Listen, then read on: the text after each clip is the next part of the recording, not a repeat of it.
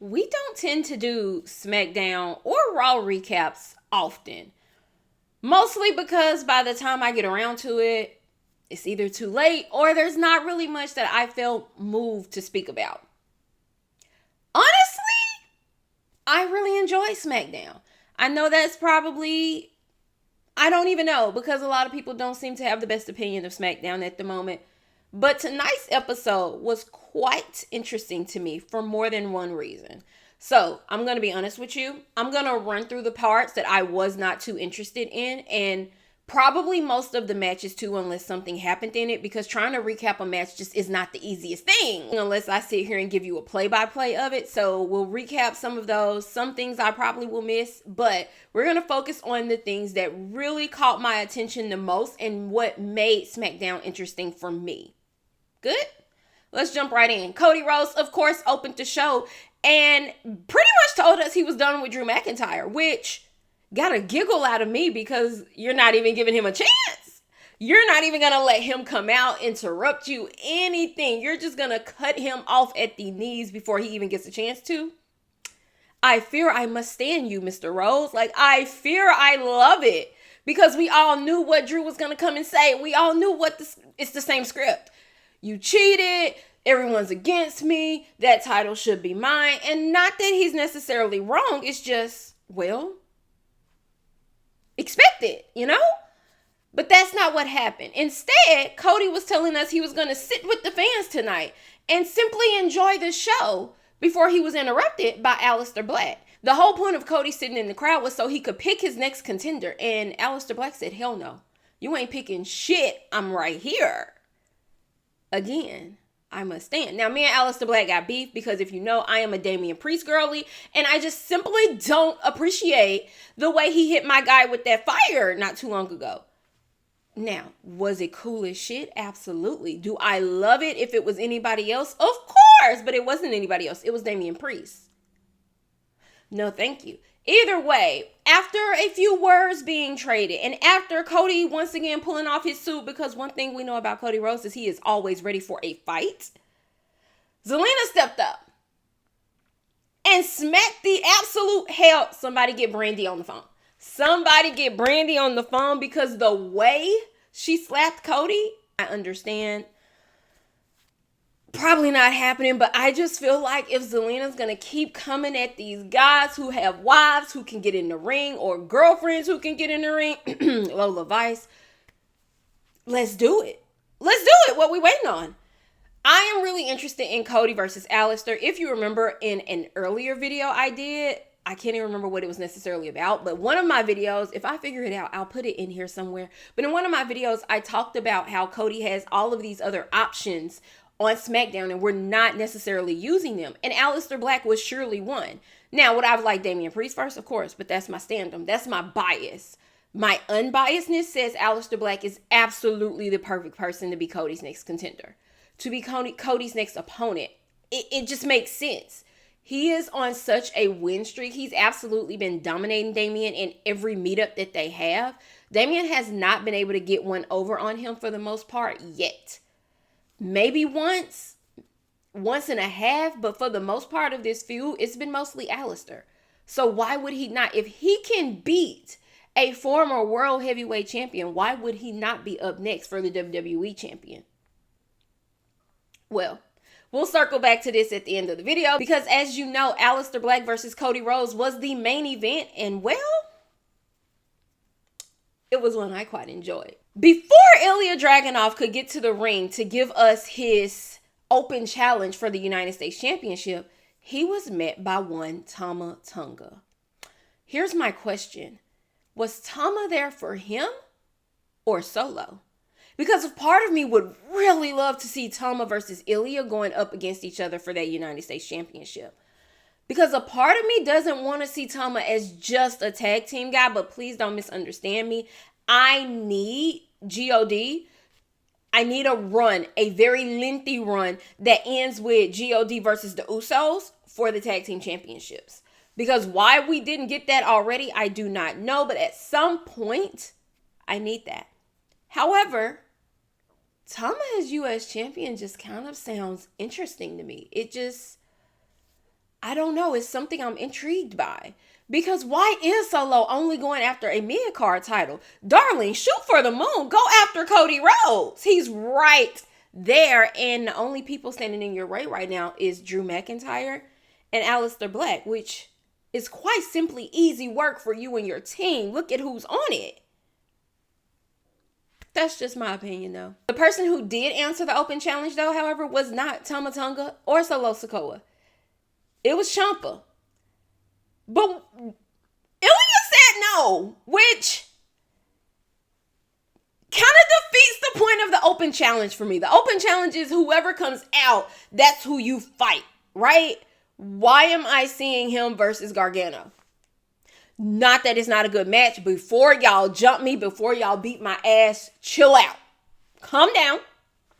I am simply saying I was really looking forward to that match. And I'm wondering what's building there then between the two of them if Ilya is going to keep saying no whenever he tries to come out for the open challenge. Where are we going with this? What's going to happen here? And I don't like to be the one to say like, oh, this person is going to dethrone them, especially when a reign starts when you're still like early days, because I just think that's kind of, I don't know, without being rude, pointless. Like, folks ain't even got the title warm yet, and you talking about who got next. Like, so I don't know. I do think that maybe Ciampa will be the one to come close to beating him, or possibly beating him. Maybe he's our next United States champion. I'm quite intrigued by what could possibly be happening there, because like I said, I'm really confused. Like, I don't understand why he does not want to fight him. What'd he do to you? All in all, though, their match was in fact really, really good. Duh. I mean, look at who was in the ring. Of course, Ilya Dragunov. Let me put my cup down. I promise it's just Sprite tea in there. Of course, Ilya Dragunov did end up retaining his championship to no one's surprise. I have no problems with this.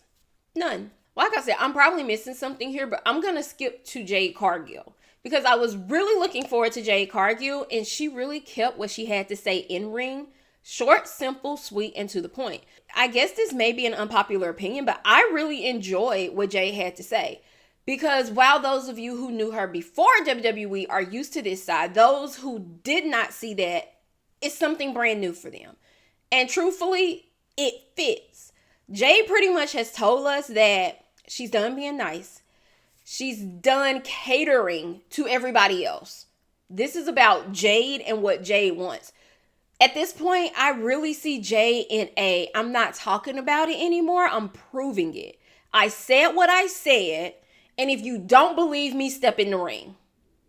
That's genuinely what I am getting, the vibe I'm getting from this version of Jade Cargill. And I can't tell you how much I absolutely adore it. I love it. I'm here for it. And I have been waiting on this moment since she got there when I originally wanted Jade Cargill versus Bianca Belair. But that's a different video, another conversation for a whole nother time. Either way, this energy she's giving, because not only did it come in the ring, it transferred to backstage too.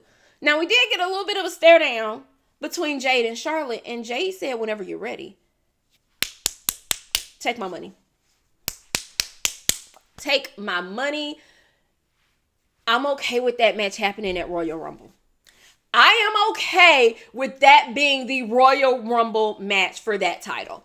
Jade Cargill versus Charlotte Flair at Royal Rumble. What more could you want? I think it fits. I think it's perfect. Because Charlotte has a different problem that she needs to be focused on right now. She can't focus on Jade because she has to focus on not only the Kabuki Warriors, but Nia Jax and the new friend she has in Lash Legend. That's right. It looks like the bougie bully was called up to Smackdown. And y'all, I'm so excited. I'm so excited.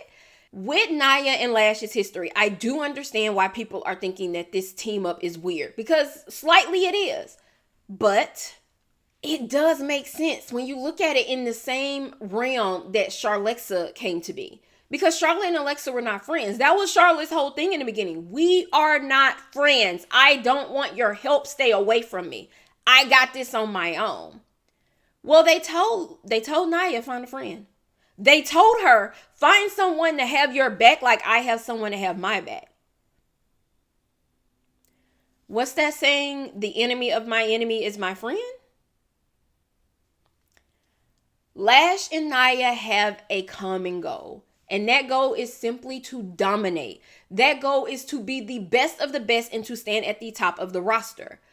Putting Lash with Nia is smart though, because Nia is the vet. She knows the game. She knows what's going on. And Lash is the rookie with a chip on her shoulder. She's the one, and I say rookie simply as in main roster because ain't shit rookie about Lash when she's in that ring. So please don't misunderstand me. But Lash is simply that girl who has a point to prove. She needs to show you exactly who she is so y'all can stop sleeping on her. Mind you, I said y'all, not me. I'm feeling very sassy tonight, y'all. I don't know what's going on. Anyways, I'm really excited to see because it looks like Nia and Lash may be making a play for those WWE Women's Tag Team Championships. But they're not the only ones. Because while Alexa and Charlotte were in medical, they were misted by Asuka. What were the Kabuki Warriors even doing on Smackdown? How did you get here? You get no complaints out of me, though. Backtracking back to Jade, backstage, she ran into Chelsea Green, Alba Fire, Michin, and B-Fab, which caused a little bit of controversy because she threatened to stump a hole in Chelsea's chest. I love it here. I love it here. I love it here. I love it here. I love it here, okay? But that's not where things end. Because as Jade was walking into the locker room and telling Michin and B-Fab basically to get out her way, she heard them saying some not so nice things about her. Basically saying what's wrong with her, what's gotten into her. And if you recall, back when Jade first got back after her attack from Naomi, B-Fab and Michin were the ones who were in her corner, who were the ones supporting her and telling her she got it. Jade does not believe in friendships. Jade doesn't have friends. She has the title. That's friend enough. And now we are getting B-Fab versus Jade Cargill next week. And oh my God, B-Fab, I don't think you know what you just did. She's going to dog walk you. I'm so sorry. I enjoy B-Fab. Please do not misunderstand me. I love her. And I do think just like Maxine, B-Fab needs to be used more. We need to see her in the ring because just like Maxine, she's been in the dungeon with Natty.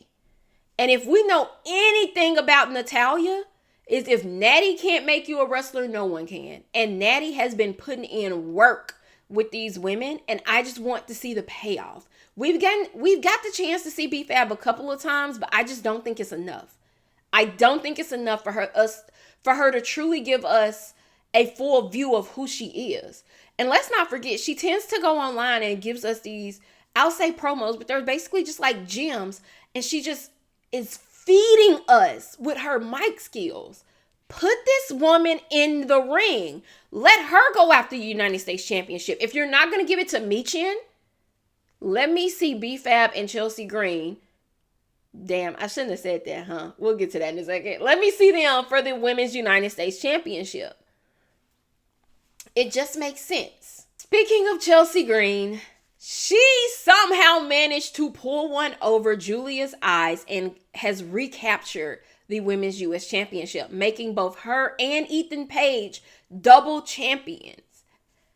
I didn't expect that. I think I'm probably the only person who did not expect Chelsea to win. Like, I just didn't expect it. I wish we got more out of Julia's reign. I full on expected more out of Julia's reign, and that just isn't what happened. I don't know where the ball was dropped here. I don't know what the plan was. I just don't think it came off the way it was originally supposed to.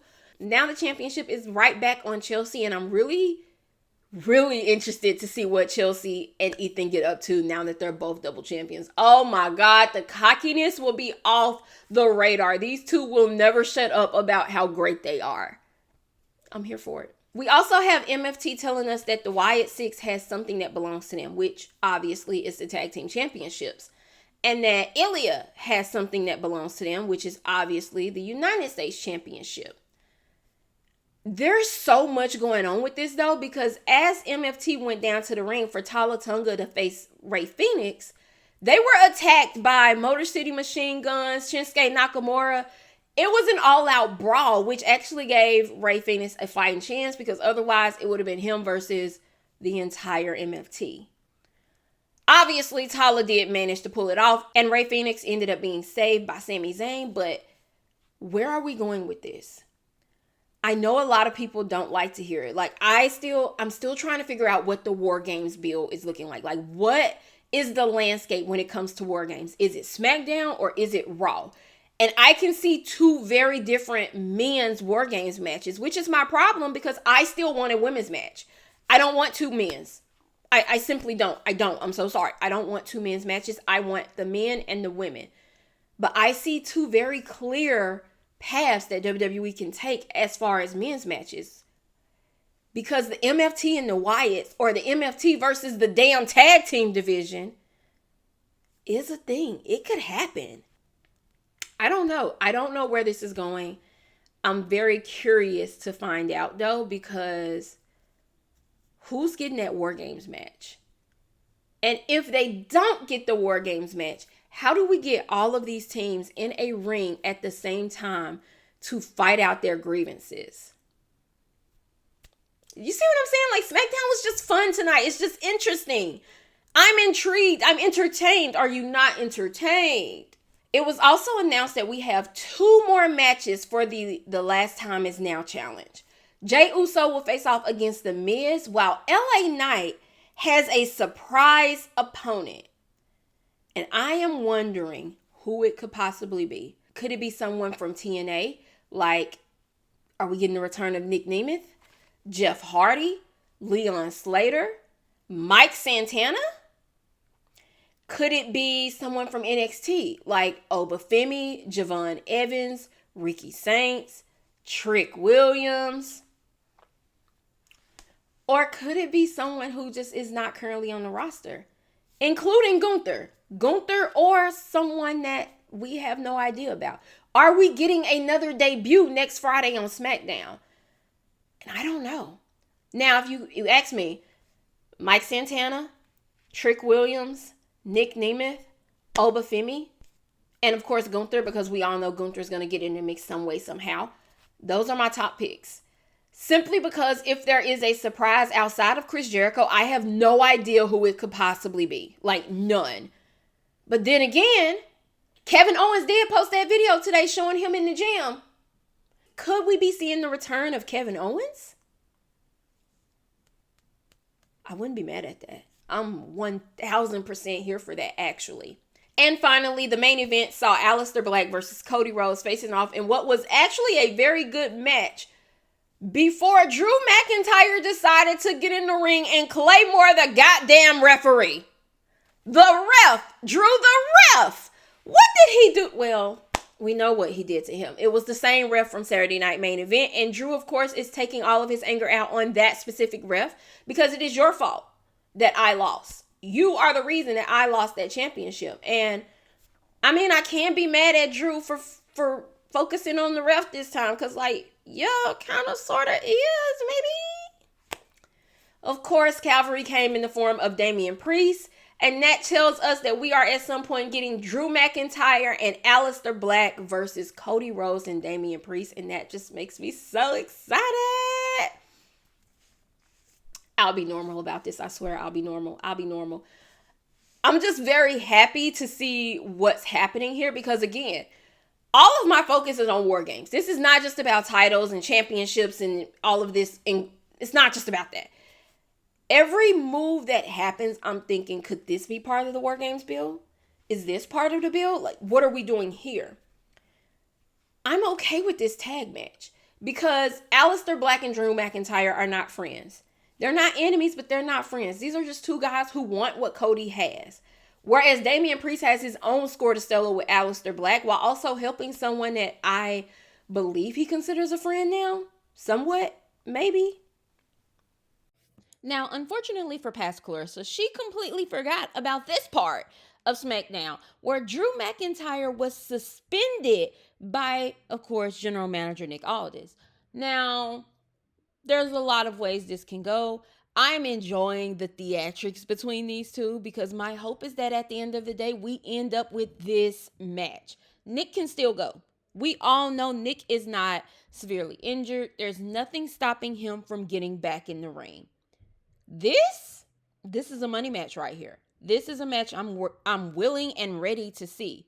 But that also tells me that tag match I was talking about here, that may not be happening anytime soon.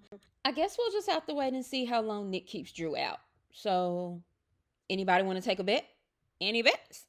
Let's wrap this video up. So, let me know how y'all are feeling about SmackDown tonight. Did you enjoy it? And what was your favorite moment? If you enjoyed this video, make sure you like it, subscribe to my channel, and turn on your post notifications so that you're notified every time I post. Until the last bell rings, bye guys.